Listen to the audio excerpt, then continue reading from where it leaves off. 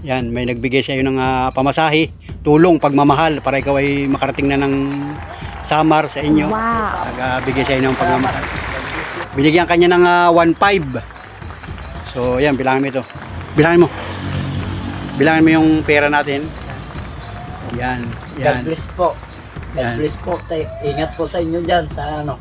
Yan, natapos ang kanyang paghihirap, hindi na siya maglalakad sa pamamagitan ng ating Binigay niyo po sa akin. At salamat. Wow.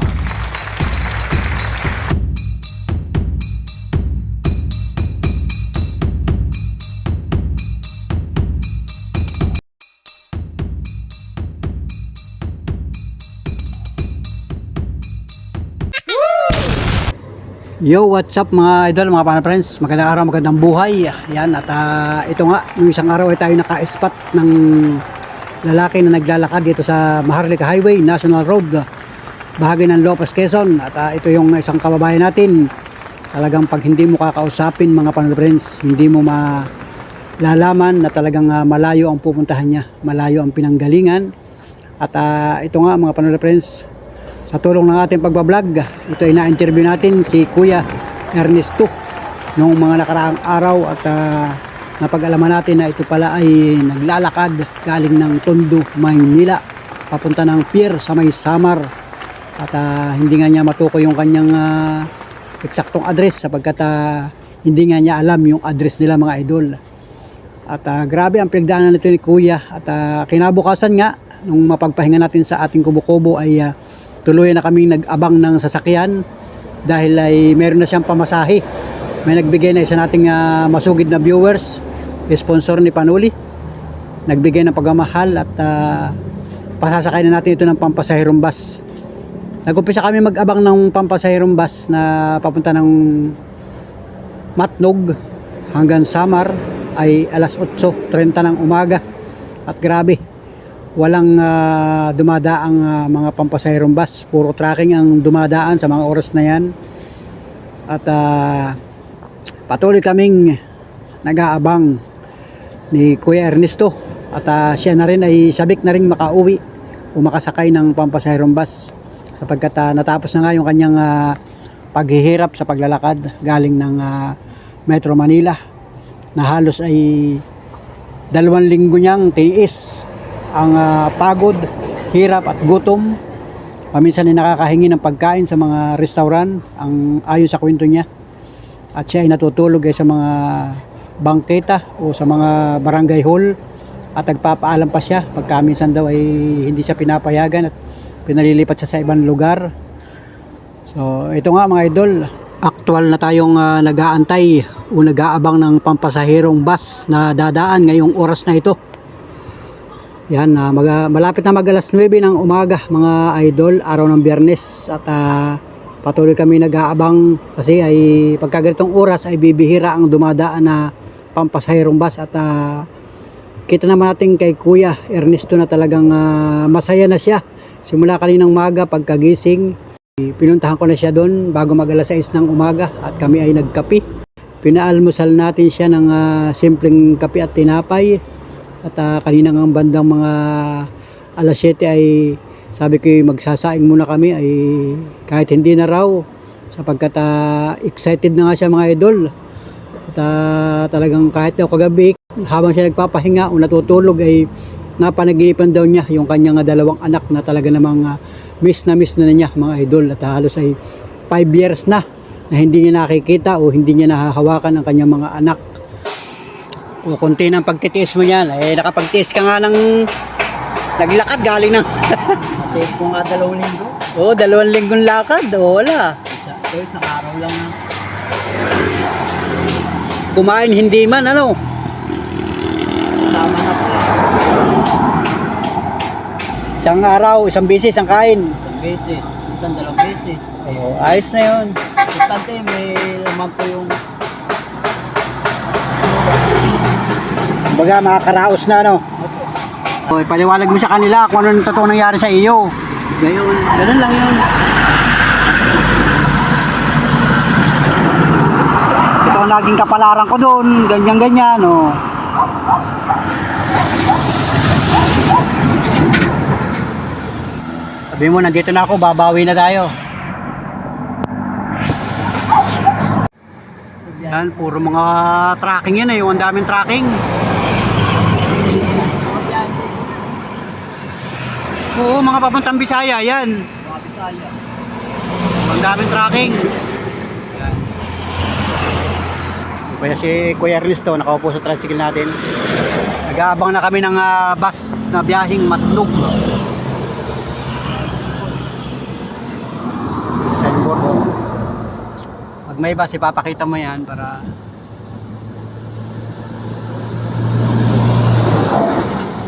Marami talaga yung tracking. Kasi iba dyan nagpa-umaga, yan o. Opo. Nagpapa-umaga yan eh sa mga tambayan. Truck van. Truck van, yan, may ganyan. Yung iba naman, umaga talaga na uwiat sa biyahe.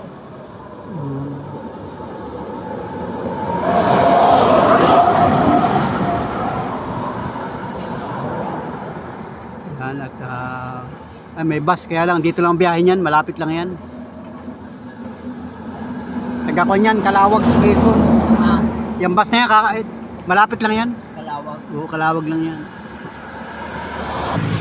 Yung mga ano pa ibang bus? Yung ano? Kulay pula. DLTV. Oo. Yan, DLTV, oo, marami din. Marami yan, DLTV. Kaso ano yan, puro aircon yan eh. Air condition yan. Oo. Walang ordinary yata dyan. Walang ordinary. Air condition yan, DLTV. Biyahe ano yan. Bisaya, Cebu. Biyaheng Bisaya. Ang karamihan niyan ay Samar, Katbalugan, Luban. sa Katarman. Ayan. Katarman, Samar, at saka Tacloban City, Luban. Ormoc City, hanggang Palumpon.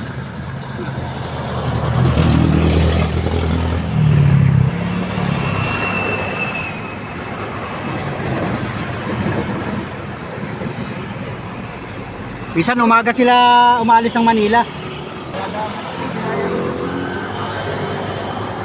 Oo, basta patitikitan kita doon, kailangan meron kang ticket. Opo. Kasi yun yung panghahawakan mo hanggat hindi ka nakakababa ng bus. Yun yung iingatan mo yung ticket. Ano naman maging problema, meron kang ticket.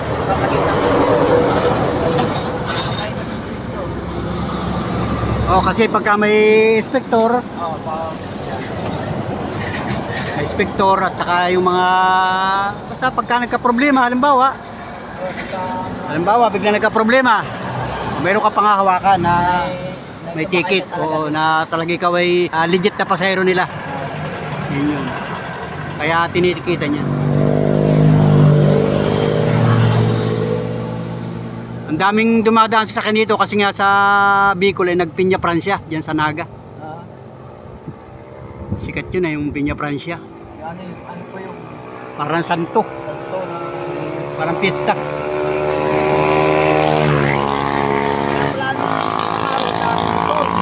Oo, yun. Doon pumupunta yun. Yung, para yung kan. yung mga bike. Oo, walang pinagkaibahan baga doon sa Nazareno ng Quiapo. Parang ganun din. Oo, ganun. Para sa Cebu, yung Sinulog Festival, ganun. Ganun yun. Nakarating din po kayo ng Cebu. Hindi pa ako nakakarating dyan. Dito lang ako. Wala. Dito lang po kayo sa ano? Oo, dito lang yan. Kasama ko yung mga tricycle driver na yan. Pabalik-balik lang ako dito. Dito lang talaga kayo kinalan dito. Hindi tayo makakarating. Awang, kung makarating ako dyan sa lugar na yan. Yan mga idol, wala pa rin nadaan na bus. At si Kuya Ernesto, pinabili ko ng merienda namin mga idol. May merienda kami at gutom na mga idol. Sakto lang daw po. Yun na lang, pwede na yan, sige. Sakto lang daw. Sakto lang, okay na. At dito na tayo, merienda na. Gutom na. Meron daming kuya. Gutom na tayo.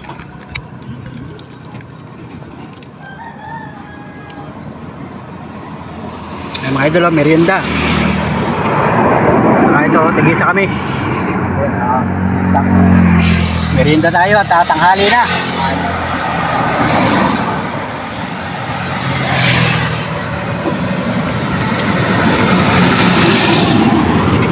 Wala pa rin dumadaan na bus hanggang ngayon mga idol. Ito kami ito. Baka maya-maya meron na. Maya-maya yung dadaan.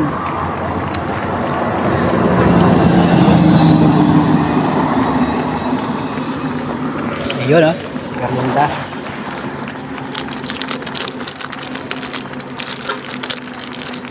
Sabi na yan, pajibar mo na yan. Yun oh. Sarap.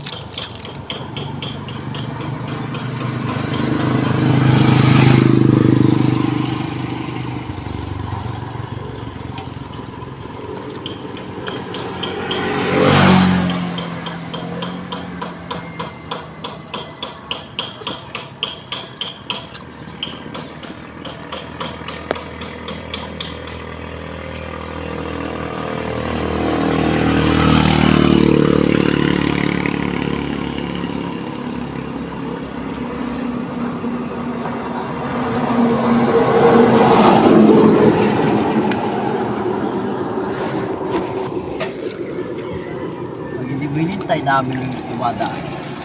Pag hinihintay. May dadaan na dyan.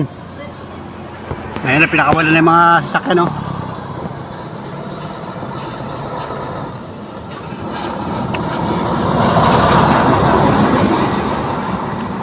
Baka may dadaan na dito. Yan.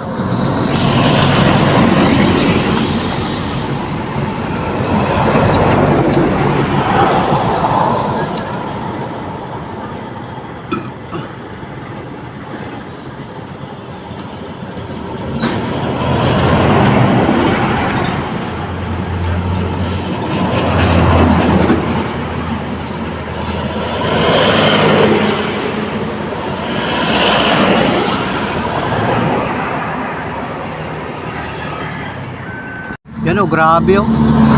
Mga opisyal.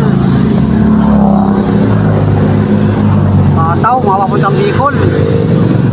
Big shout out sa inyo. 12:37 ang tanghali. Grabe mga idol. 3 oras na pala kami nag-aabang dito sa lugar na ito mga idol. At hanggang sa kasalukuyan ay wala pa rin dumadaan. May dumadaan man ng mga bus ay malalapit lang ang biyahe. So Kuya Ernesto, uwi muna tayo sa bahay at tayo ay kakain ng tanghalian. Grabe, nakapagmerienda tayo kanina. At mamaya na tayo mag-aabang. Bandang mga alas 2, alas 3, marami nang dadaan na pampasayrong bus niyan. So tara, uwi muna tayo sa bahay at tayo kakain ng tanghalian. Alright, let's go! Nakakagutom na.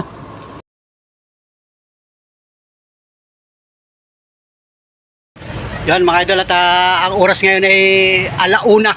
Sakto ng hapon. So hindi pa kami nakasakay ni Kuya Ernesto. At kami muna ay pumunta dito sa bahay at kakain uli tayo ng tanghalian. Yan. Sarap na ng ulam namin ngayon. Mabuti lang at kami bumalik dito. Kasi nga hindi pa kami makasakay. Wala pang dumadaan ng mga sasakyan papunta ng Matnog.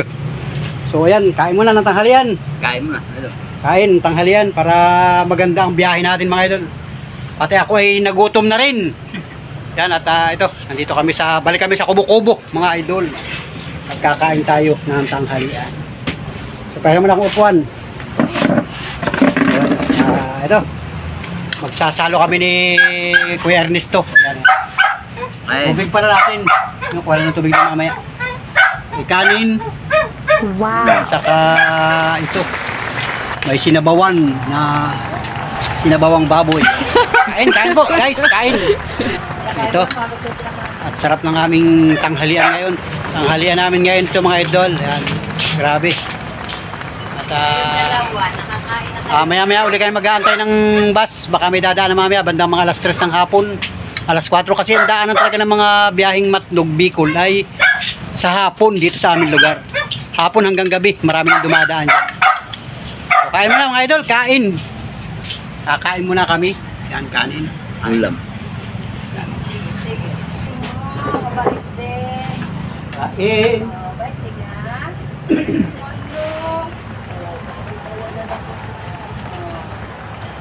ka. Ah, huwag makulit.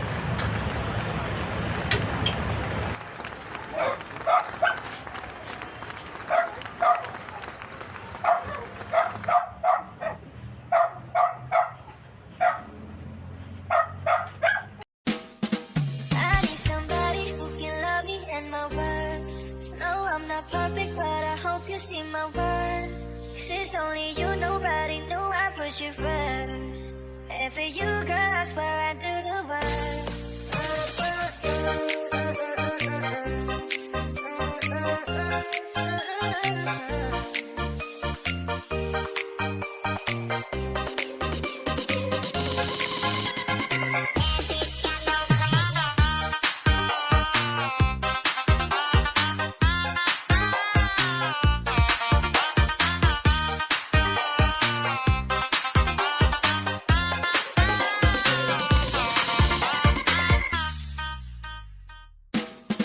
Can I call you back?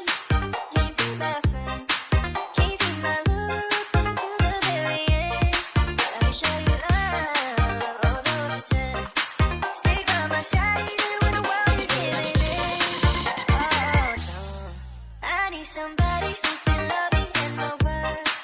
No, I'm not perfect, but I hope you see my worth. 'Cause it's only you, nobody knew I put you first.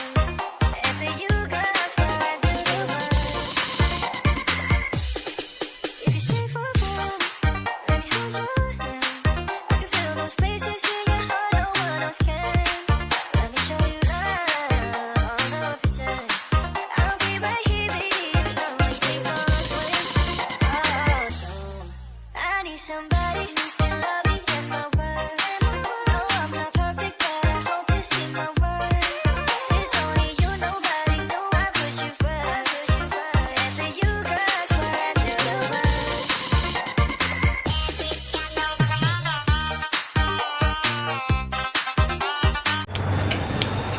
Yan, ayos na guys, mga friends, busog na kami, oh. Ubos ang ulam. Ubos din ang kanin, oh. Yeah. Grabe. Sobrang gutom na pala namin pag-abang ng bus na biyaheng Matnog. At mag-aalauna na nga, ay pasado alauna na ng hapon. At umuwi muna kami dito at kumain kami ng tanghalian. Yan.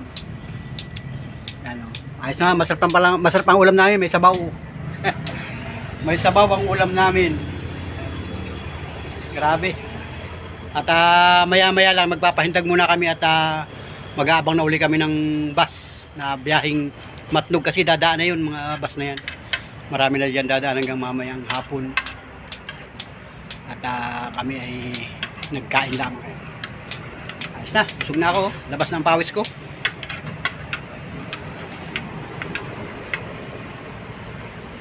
Ito po. Ayos. Ay, ano na yun. So, Pero dagdagan mo yung tubig mo doon sa lagay ng tubig. May bawas siyang tubig eh, oh.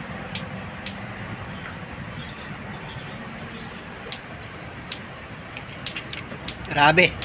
Sarap ng tanghalian. So maraming salamat sa Panginoon Diyos at kami nakakain na naman ng tanghalian ngayong oras na ito. Yan. Umaga.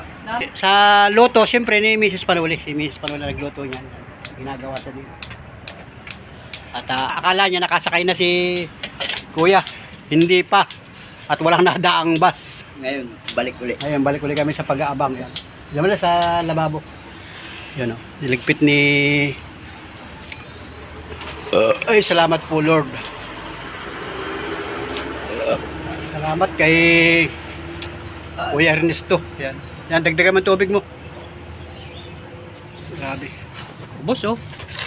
Sobrang gutom na pala namin. Grabe yan.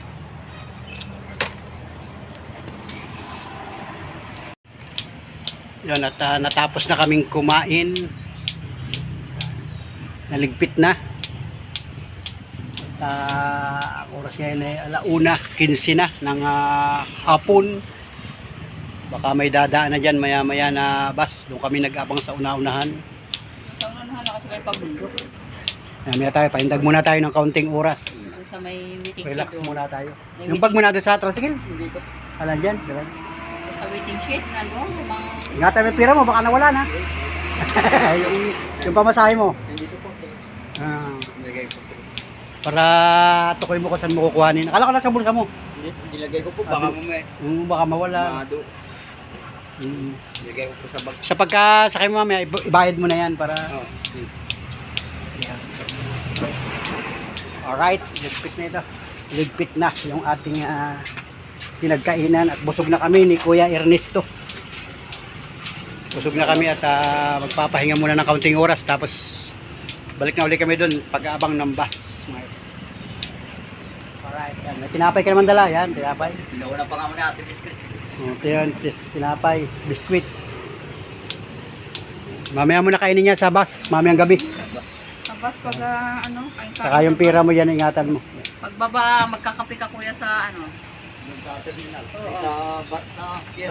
Sa pier, sa barko. Hindi, hihinto kayo ng terminal ng bus. Ay, ito. Yung mga kainan. Makainan, nahinto at nakain yung mga bus ay nakailang kain kaya yung mga driver na yun.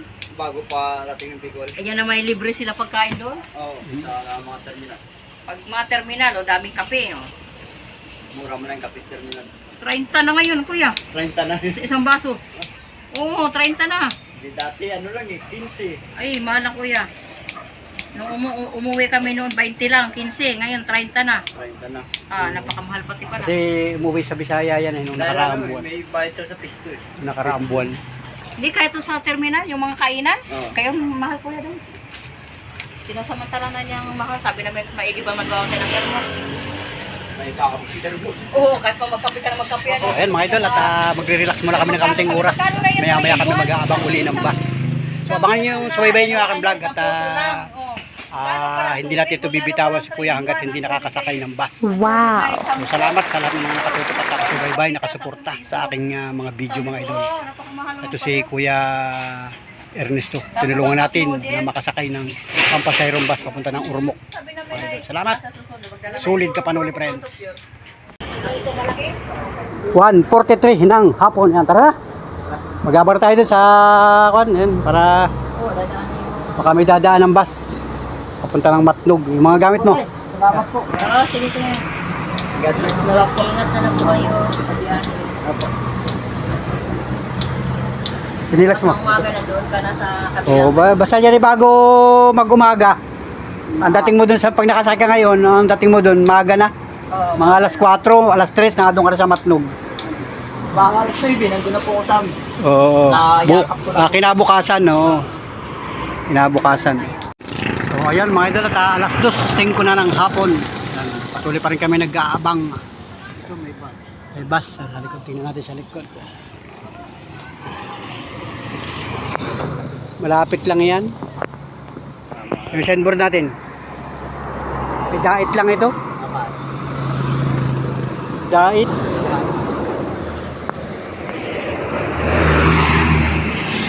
Itong Bicol yan. Matnog. Sunboard. Tingnan natin yung Matnog.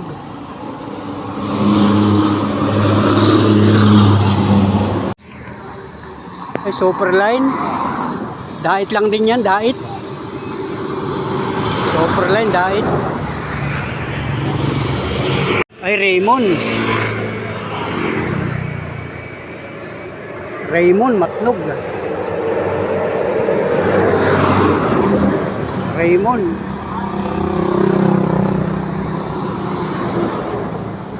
Matnog. Gubat, Sorsogon, Matnog. Ay, Sorsogon na lang. Malapit lang, Naga lang, Sorsogon. Yan.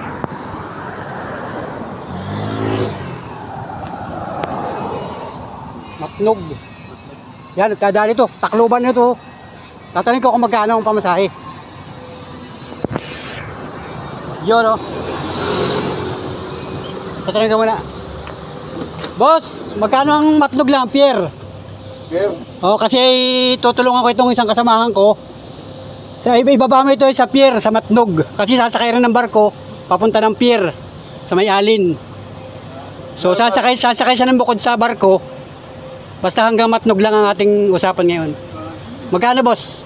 900. 9. Oo. Discounted na 'yon, baka pwede pambabaan. Kasi boss, ito tinulungan ko lang. Wala itong pamasahe yan. Tutulogin kami, kaya kanina Yan, yun ang maganda ron. Sige. Tayo ay Pilipino. O, 900. Okay, okay kaibigan, 900. Yan. At para tayo ay makatulong sa kababayan natin kasi... Salamat po. Oo, sige, salamat salamat. Ingat sa ating bus driver.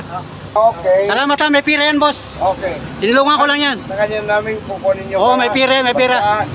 Alam mo rin, 900, discount Yan. Wow!